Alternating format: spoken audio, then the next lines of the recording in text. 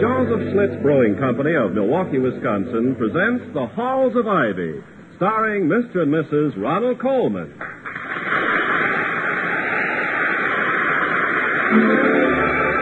I was curious. I tasted it. Now I know why Schlitz is the largest selling beer in America. No wonder it's the beer that made Milwaukee famous. If you like good beer, you'll find it pays to be curious and learn about Schlitz for yourself. And now, The Halls of Ivy.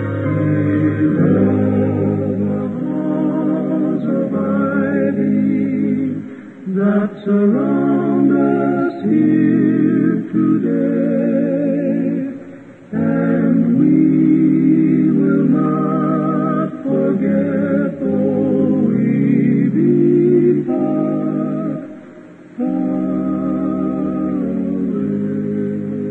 Welcome again to Ivy College, that is, in the town of Ivy, USA. It's an old American custom when an individual achieves preeminence in any particular field to ascribe to him a wisdom and clairvoyance embracing the entire field of human activity. Thus, a millionaire bobby pin manufacturer becomes the authority on Soviet expansion in the Near East, and a ranking first baseman is automatically raised to the top level of experts on agrarian economy. But the perennial target for the opinion seekers is a college president. Comes a dull day in the editorial room, and he's the publisher's personal pigeon. So, at the home of Dr. William Todhunter Hall, president of Ivy College, and his wife, the former Victoria Cromwell of the London stage, we find a reporter from the Ivy News, a Mr. Crane, whose 34th question is... Do you consider soil erosion a serious threat to our national prosperity, Dr. Hall? I haven't the slightest idea, Mr. Crane. I've read 2 books which say it is, and 1 book and 3 articles which say it is nonsense. In this matter, you may put me down as a confused neutral. That's about 20 times I've had to put you in the no opinion column, Doc. It's refreshing to meet somebody who's too wise to be too smart. Oh, I'm not trying to parade any particular wisdom, Mr. Crane. But there are a few subjects on which I am not a qualified expert. That's what I mean. It's refreshing. You'd be surprised at the buttonheads I interview who know everything about everything. Now then, who do you figure to cop the pennant this year? Victoria, who do you think will cop the pennant this year? The White Sox. The Chicago White Sox? For your information, Mr. Crane, my wife has never made a wrong World Series prediction. Never. Holy cow. The White Sox. Well, this is right from the dream book. Wait till I throw that onto the sports desk. Well, I can get 500 to 1 it. Oh, excuse me. I got just one last question, Doctor. I'm glad to hear that. How about Mrs. Whitney's statue? The school going to accept it? Statue? I don't know anything about any statue, Mr. Crane. You mean for publication. But how about off the record? Oh, on or off. I know Mrs. Whitney by reputation, but otherwise your question is meaningless. Okay, Doctor. I've seen some of her stuff, and I don't blame you for playing it close to your chest. Well, thanks a lot. And thank you, Mrs. Hall. Are you sure about the White Sox? Oh, my husband told you, Mr. Crane, I've never been wrong on a baseball prediction. Ever since I went... I'm afraid we're delaying, Mr. Crane, my dear. Good day, Mr. Crane. Bye. And thanks a lot. Imagine, the White Sox. Hardy. Yes? The White Sox is a baseball team, isn't it? It is. Oh, good. I was so worried it might be a polo team or hockey or something. How was my prediction, remembering that I have never been wrong and also that it was my first? It was fantastic, my darling. If you are wrong, well, any baseball prophet is entitled to 1 error. And if you are right, you have a television future which will be worth upward of $500,000 next year. And a certain Mr. Red Barber will go on a diet of scorecards and minced umpires. That, however, is... Oh! Why, Vicky, what is it? My goodness. I just remembered Mrs. Whitney. Well, what about her? She sent you a note yesterday afternoon, and I completely forgot about it. I'm so sorry. I knew I'd heard the name when that reporter... Oh, no, don't worry. It may not be important. Where is the note? I left it in my desk. Now, successes, Toddy. Well, this may explain what Crane was... listen to this. Dear Dr. Hall, being numbered as I am among Ivy's College's affectionate and grateful alumni, I am quite familiar with the governing board's anxiety to acquire sufficient funds to construct the new gymnasium. The new gym? I have just completed a heroic piece of sculpture called Brutal Truth, designed to adorn the terrace of the new gymnasium. This I am presenting to Ivy College with the necessary funds to complete the building. Oh, how wonderful! My check will be presented immediately upon the board's approval and acceptance. And, of course, your own. Won't you and Mrs. Hall call on me as soon as possible? Sincerely yours, Genevieve Whitney. Oh, Toddy, aren't you excited? Yes, I am, yes. Quite exciting.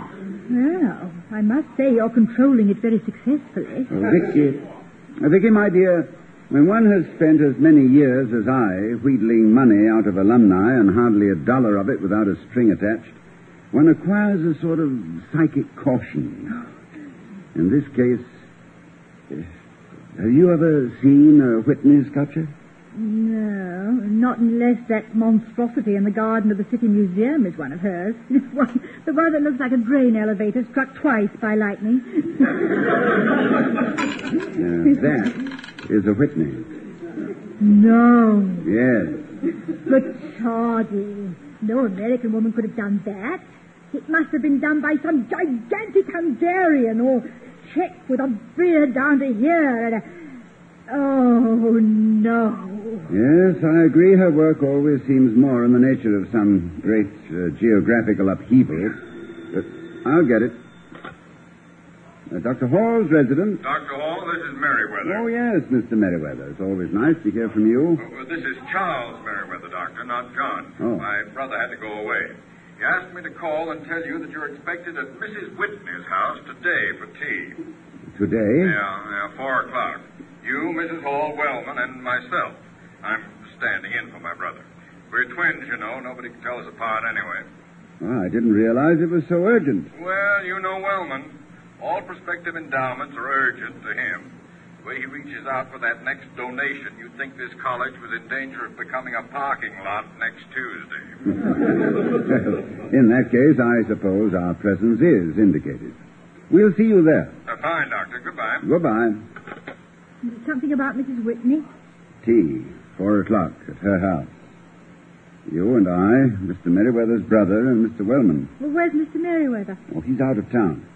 And as you know, he and his brother Charles are identical in more than looks. They think alike, too. They both hate Wellman. It's obviously a command performance. We'll have to go. Yes, and after a little conversational badminton, we will be expected to approve the sculpture which is to adorn the new gymnasium. And I suppose not approving it is to lose out on the money to build the gym. My darling, you have a natural gift for stating a problem with simplicity and accuracy. But in this case, Mr. Wellman is the real problem. Oh, I know. To get that new gymnasium, he'd approve of anything, wouldn't he? How about Mr. Merriweather? Well, if any Merriweather approves of something, it's because he likes it. He'd vote thumbs down on the Mona Lisa if he really felt that way. But Mr. Wellman... Yes, Mr. Wellman. Somehow I can't see him as a disinterested art patron, Toddy. The new gymnasium is to Mr. Wellman what the Golden Fleece was to Jason. It's his mission in life. And neither snow nor sleet nor gloom of night. Somebody at the door, dear, and I think in the nick of time, too. You were just about to gum up a good quotation. Hedged about by critics today. Art critics to the right, literary critics to the left, volleyed and thundered. Please answer the door, Mrs. Fadiman.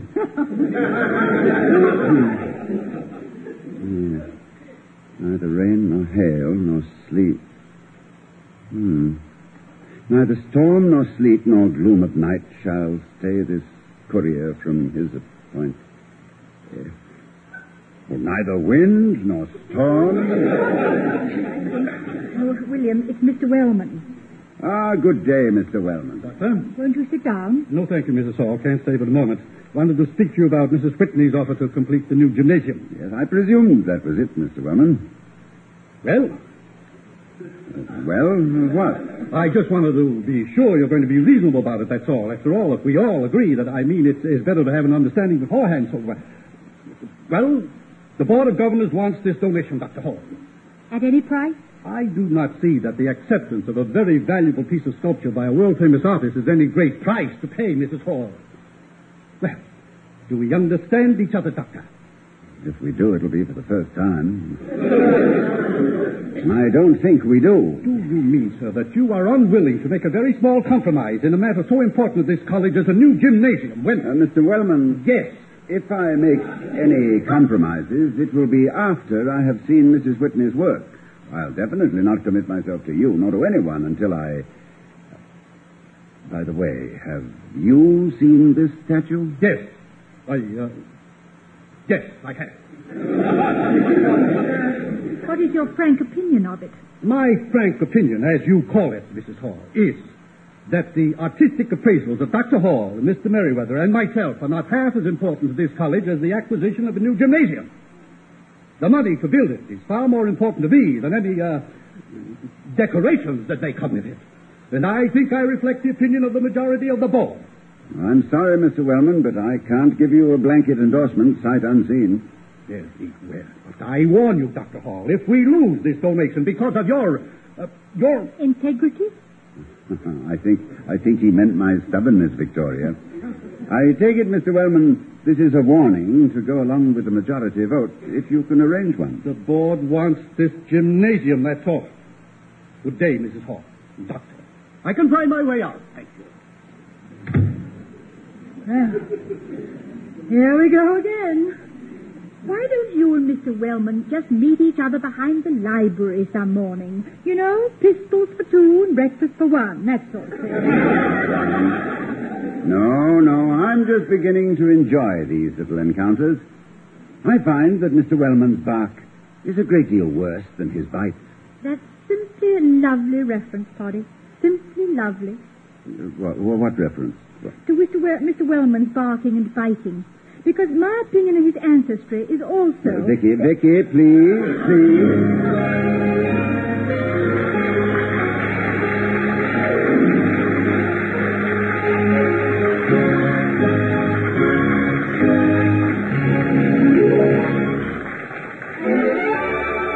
I was curious. I tasted it. Now I know why Schlitz is the largest selling beer in America. No wonder it's the beer that made Milwaukee famous. Before we return to Mr. and Mrs. Ronald Coleman in the halls of Ivy, here's a banker to tell you in his own words how his curiosity led him to fall into a rose bush and make a new friend. Who's who says I'm a banker, but you'd never know it on weekends. Then I put on my oldest clothes and work in my flower garden. Recently, I discovered that my new neighbor had a similar hobby, except that he added a special touch to his amateur gardening. After he'd putted around for a while, his wife would bring out a tray, and he'd sit down to a comfortable wicker chair. Then he'd pour himself a glass of beer, and as he sipped, you could see a happy look of satisfaction play over his face. This look told me I was missing something, and I decided to find out what that something was. I didn't feel I knew my new neighbor well enough to ask questions, but I've always said where there's a will, there's a way. My way was to work over to a rose bush near my neighbor's yard. There I pretended to be hard at work with the pruning shears while I tried to find out what beer he was drinking.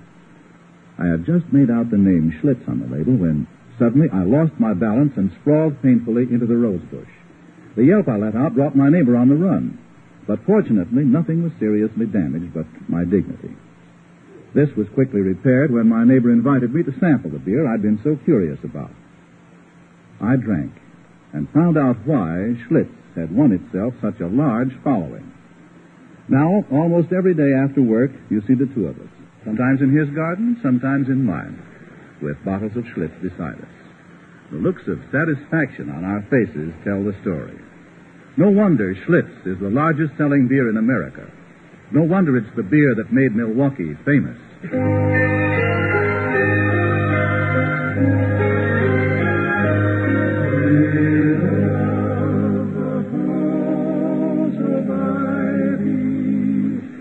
That surround us here today. As we return to the halls of Ivy, we find them preparing to attend a tea at the studio of Mrs. Genevieve Whitney, the eminent sculptress.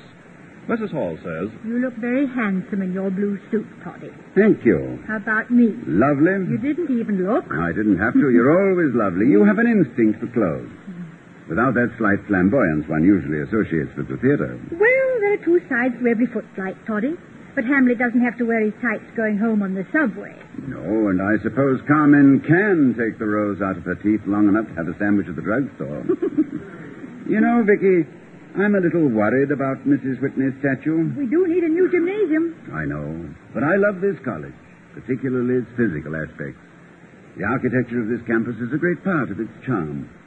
I think it has a direct relationship to the affection that students hold for Ivy.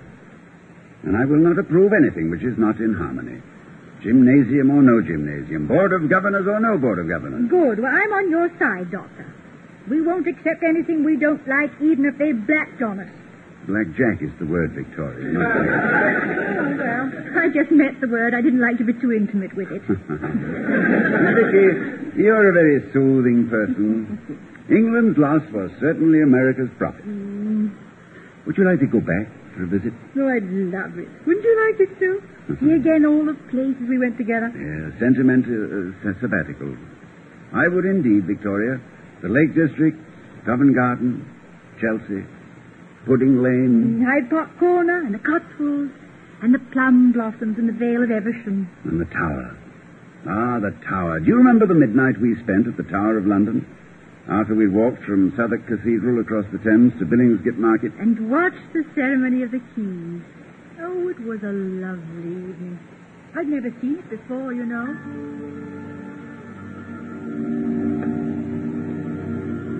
William, I'm deeply mortified. But I should be telling you all about our customs and traditions. Oh, not necessarily, Victoria. I know Chicagoans who have never seen their stockyards. New Yorkers who have seen the Statue of Liberty only on postcards. And men from Texas who have never... No, I'm wrong there. Texans are rightfully proud of and thoroughly acquainted with everything that is there. They are the most... Oh, look. Look, Victoria, the tower. What's the matter? Are you too warm, William? No, darling. I was just uncovering in deference to my sense of history. Under this moon, this time of night, it's a little overwhelming. Even to an American? Oh, possibly even more so, my dear. And you've seen it so many times, but coming to it like this, I can almost see the ghostly form of William the Conqueror supervising its construction. The moat filled again after 100 years. An imprisoned Sir Walter writing his history of the world. And Edward IV, little prince, is dying in the bloody tower. By the order of Richard the Usurper. Oh, William, you have boned up on it. You did it to embarrass me. No, Victoria, I didn't. Just because I've always had a tremendous interest in the... Look, the man with the lantern. It's the yeoman porter with his keys and the guard. Halt! Who comes there? The keys. Whose keys? King George's keys. Advance King George's keys. All well. Guard and escort, present arms. God serve the King. Amen.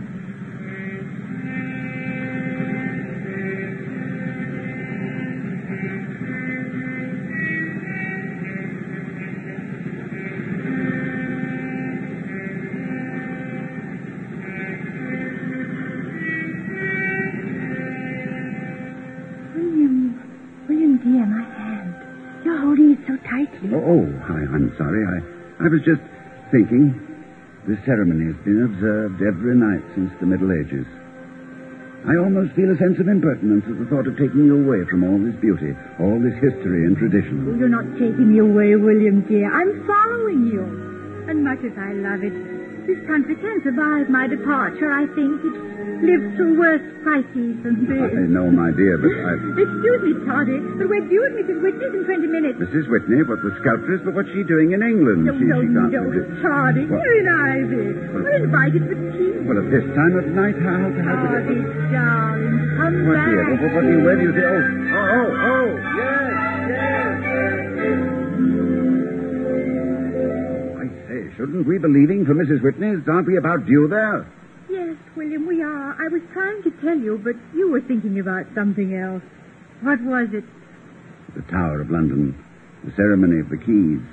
You and I. How on earth did we ever get back there again? Oh, it wasn't difficult, my sweet. The memories I have of being places with you constitute a passport to revisit them at any time. And a most enjoyable way to travel it is, too. Hall's International Airways. Safe takeoffs and happy landings. And so cheap. Get your hat, stewardess. Okay, Skipper.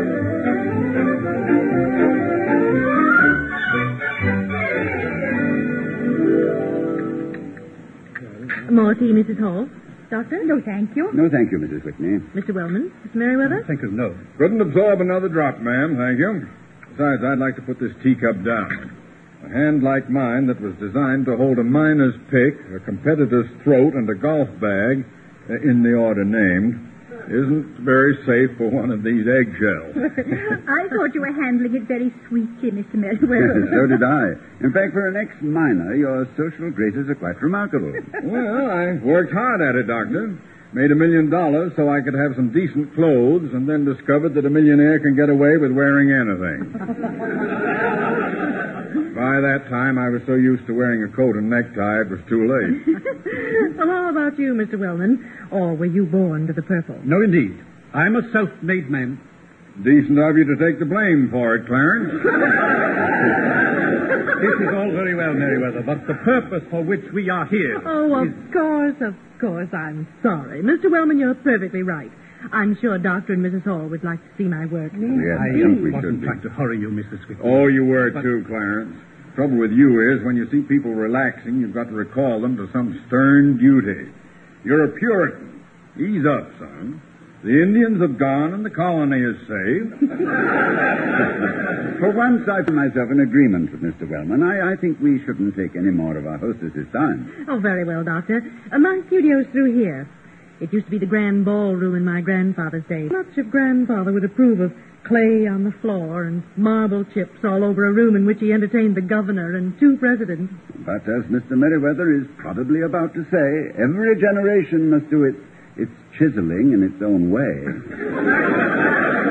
That's very good, Doctor. Let's assume that I did say that. Well, where's the masterpiece, ma'am? I'm simply dying to see it. This will be a great day for Ivy College, I'm sure. Well, we'll see, Mr. Wellman. Will you please take hold of that side of this canvas? Oh, yes. Yes, now then. Now, just twitch it back. Now, that's it. Well, it's breathtaking, isn't it? Simply breathtaking. What sweep, what scope. I never imagined any such... Mr. Merriweather? You don't look at me, ma'am. I'm a little dumbfounded. Frankly, my education didn't prepare me for modern sculptures. Certainly a powerful piece, I'll say that for it. It's probably wonderful, if I understood it. How about you, Mrs. Hall? I am a little unprepared, too, Mrs. Whitney. I don't feel that I have much of a right to express an artistic opinion of it. The meaning of it escapes me, and you're much too intelligent not to have given it a meaning. Thank you, my dear. Dr. Hall? Well, Doctor, don't you think it's an amazing piece of work? Yes, I certainly do, Mr. Wellman, but I... That, if I guess, Mrs. Whitney, Ivy College is most grateful to you for this, and for your generous offer to complete the new gymnasium. The Board of Governors will... Excuse me, Mr. Wellman. I don't think Dr. Hall had finished. Had you, William? No, I hadn't. Well, what's your verdict, Doctor? You're the foreman of the jury, as far as I'm concerned. What could his verdict possibly be, except that this fact... Pipe down, Clarence. You're pressing. Doctor, Well, my knowledge of art is limited, but I was taught such things as line, form, composition, color, and balance. For me to judge this rather tremendous piece of work would be presumptuous.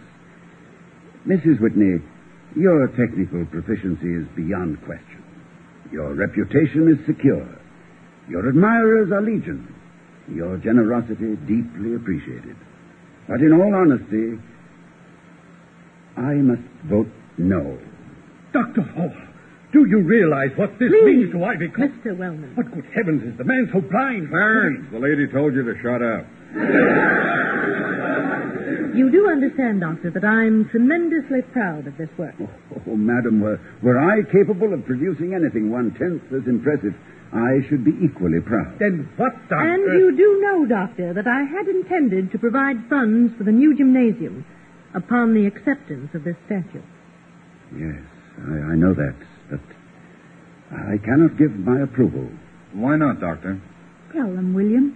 I feel that this piece of sculpture, heroic in size and expert in execution, is completely out of key with the architectural scheme of Ivy College. Well, Believe me, I don't pass this Olympian judgment lightly, but I cannot be so false to my own conception of what is right for the beauty of the campus as to approve something that doesn't appear to me to harmonize in any way with its established design. I hope you won't consider this an abuse of either your generosity or your hospitality, Mrs. Whitney. it certainly is. I never heard such quick... Gentlemen, the offer of this sculpture is withdrawn. We thank you anyway, ma'am. But I'll still build you a gymnasium. Oh, Tony. Any college with a president who has the courage to risk his position to maintain his beliefs, well, I'm proud to be an alumna, Doctor. I wish you'd been here when I was a student. Thank you. Oh, Mrs. Whitney, you are a love. Hello, Clarence. This is extremely kind of you, Mrs. Whitney, particularly in view of Dr. Hall's obstinacy. It was because of his obstinacy, Clarence. Can't you get that through your head? William, what are you smiling at? I was thinking of the Tower of London, Vicky. The Tower of London, Doctor? Is that apropos of something? Well, it is, somewhat.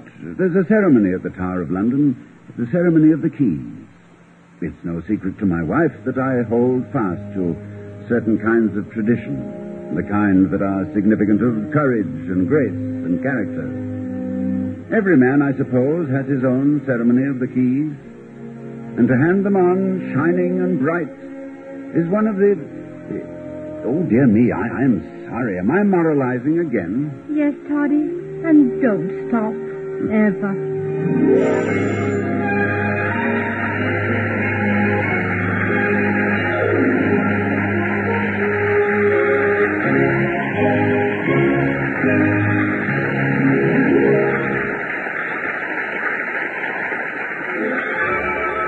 I was furious. I tasted it. Now I know why Schlitz is the largest selling beer in America. No wonder it's the beer that made Milwaukee famous. And here again are Mr. and Mrs. Ronald Colvin. Good night, everyone. Night.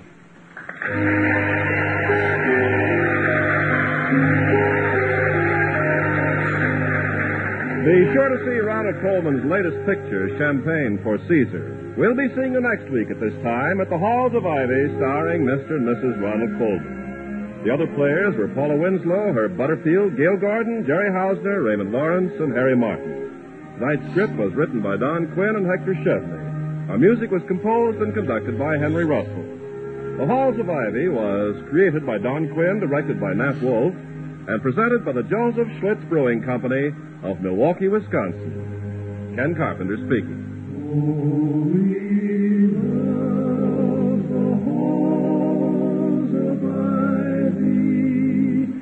That surround us here today, and we will not forget though we be far,